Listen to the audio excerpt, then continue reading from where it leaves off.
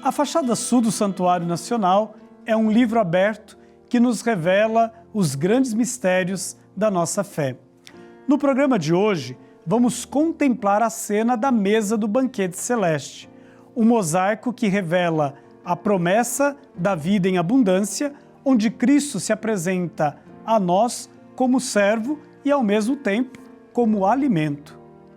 Um convite para perceber que já aqui na nossa caminhada podemos experimentar o antegosto da festa eterna no coração de Deus. Vamos juntos nessa catequese visual que une sempre tradição, escritura e arte, revelando a beleza da presença de Deus entre nós. Essa é uma caminhada de fé e vida. Esta é a nossa jornada bíblica. Nos mosaicos da fachada sul do Santuário Nacional, encontramos uma cena que fala de comunhão, esperança e plenitude. A mesa do banquete celeste.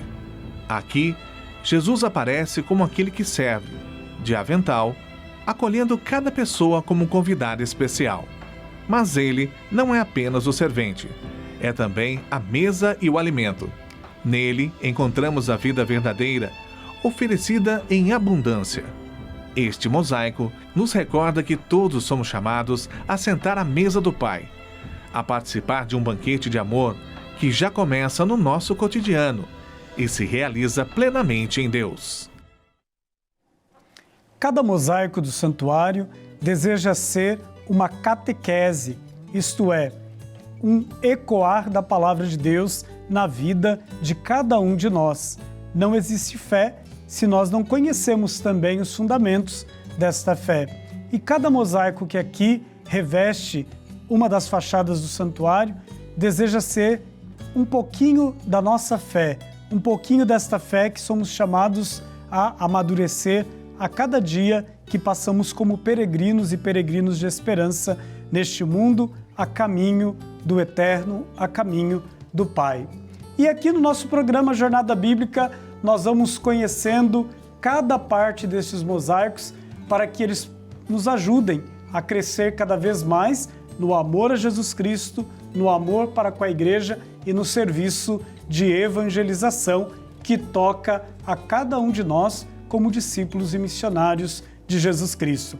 E neste mês de novembro está nos ajudando a fazer este caminho, esta jornada bíblica, o Erasmo de Abreu, ele que é um dos mosaicistas que está trabalhando já há alguns anos na confecção e também ali colocando téssera por téssera deste mosaico para que a gente possa contemplar a beleza de Deus que vem ao nosso encontro através destas mãos benditas que têm trabalhado afinco para que estes mosaicos ganhem vida também aqui no Santuário de Aparecida.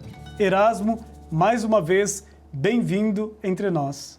Muito obrigado, eu me sinto sempre muito bem acolhido. O santuário, de um modo geral, nos acolhe muito bem e poder fazer parte das paredes do santuário, como brasileiro, posso dizer que é motivo de festa, de muita história para nós que temos o nosso ateliê no Brasil e estar aqui fazendo parte de toda essa história.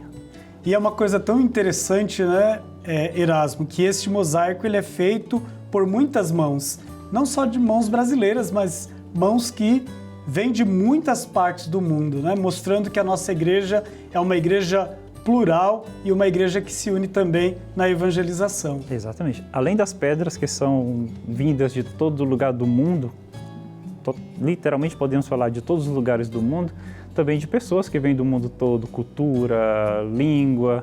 Então tem uma vivência de igreja universal também na construção dos mosaicos na parede do santuário.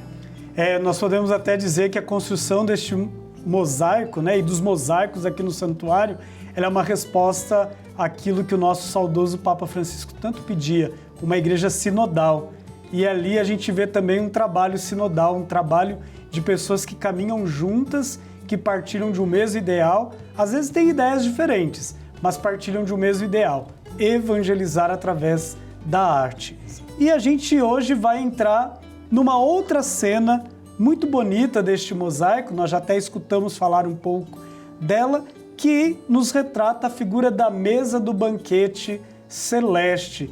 e esta mesa ela chama mesmo a atenção dos que passam. Aliás, todos os mosaicos desperta, né, o nosso olhar, chama a nossa atenção. Mas hoje a gente quer falar um pouquinho, Erasmo, sobre esta mesa do banquete celeste. O que representa esta mesa para nós? Nós como igreja, nós vivemos constantemente e sempre dentro de uma liturgia. E a liturgia na nossa vida ela se dá em torno do altar, né? Quando nós nos entregamos à comunidade, quando nós vivemos a comunidade, o ápice, o lugar de ver essa comunidade, de encontrar essa comunidade, de amar essa comunidade, entender que o Cristo está nela, é em torno do altar.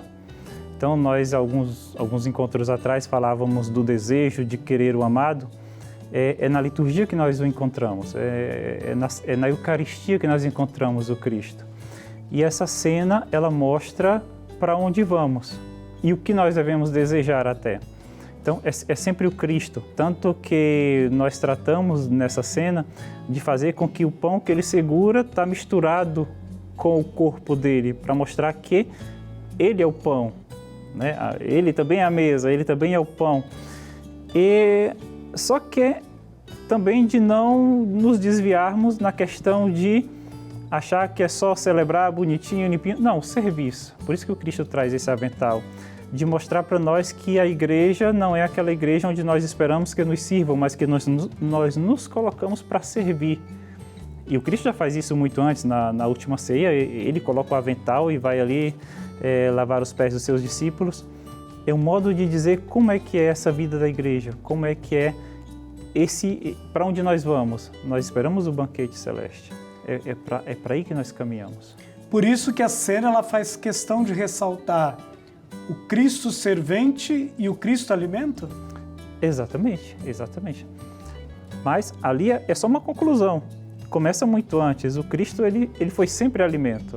Muita parte do evangelho narrado é sempre o Cristo comendo com alguém, indo para oferecer aos seus discípulos alguma coisa para comer, depois da pesca um peixinho assado ali para que pudessem confraternizar. Enfim, tem sempre o alimento mostrando que o Cristo é pão.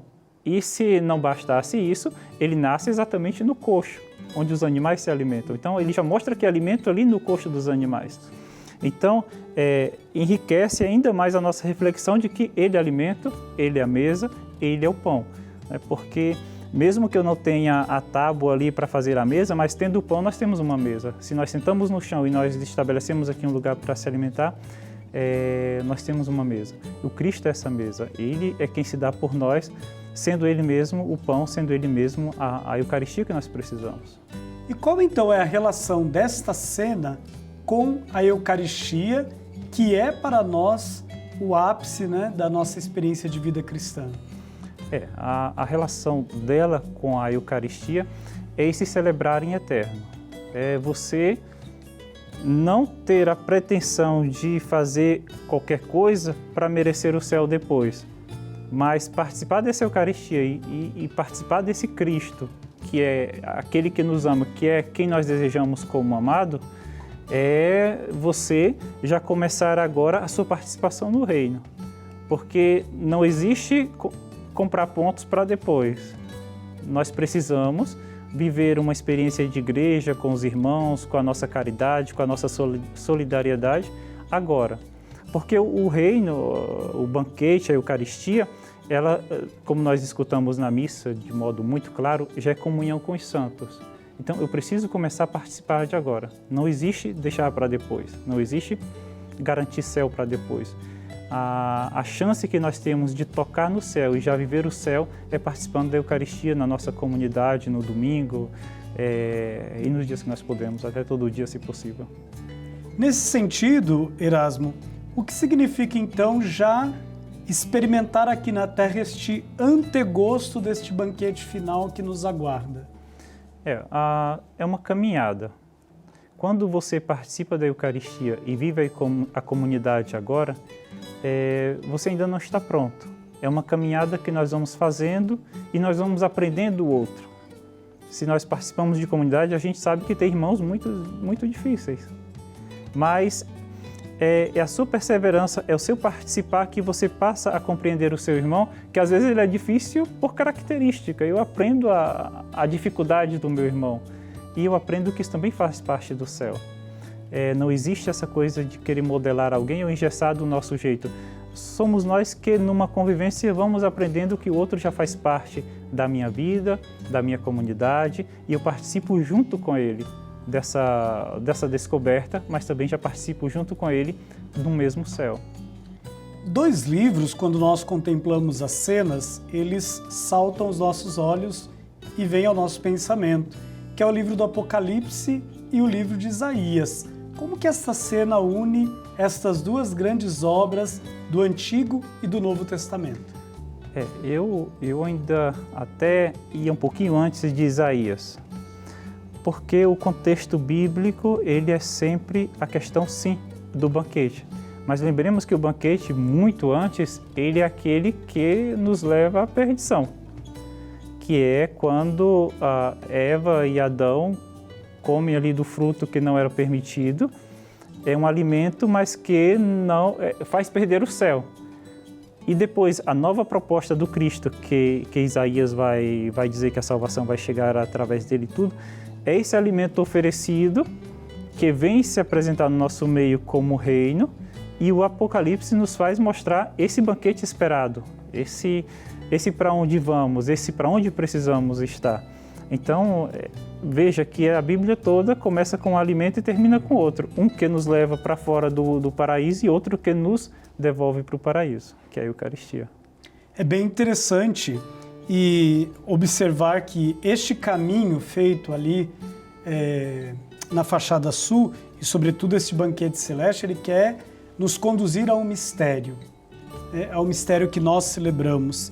E como nós então podemos resumir este caminho quando a gente está diante destes mosaicos ali na fachada sul? A comunhão, a Eucaristia é a participação do pão com o outro.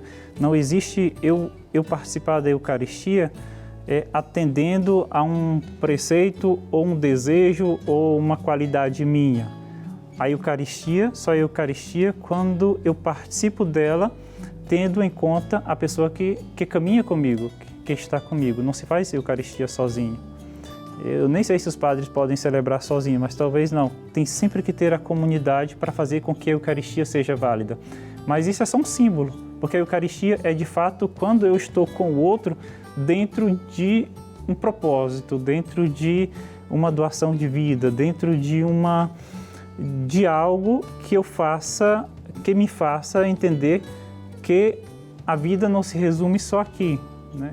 Que algo mais me espera. Então, eu também não consigo viver isso sozinho, eu não consigo ter a experiência de irmãos, eu não consigo ter a experiência de Deus se eu tento fazer tudo sozinho. Deus nos chama para a comunidade, Deus nos chama para a Eucaristia.